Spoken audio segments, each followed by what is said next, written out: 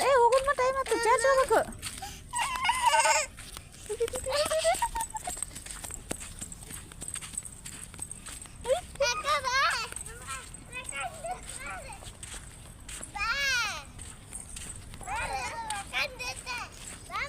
ಈಗ ತಿನ್ನಿಸ್ ಈಗ ಬರ್ರಿ ತಿನ್ನಿಸ್ ಬರ್ರಿ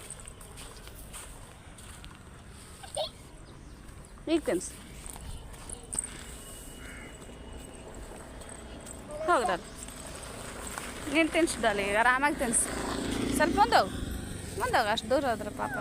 ಹಾಂ ಮುಂದೆ ಬೇಡಲ್ಲ ಮುಂದೆ ಬಾ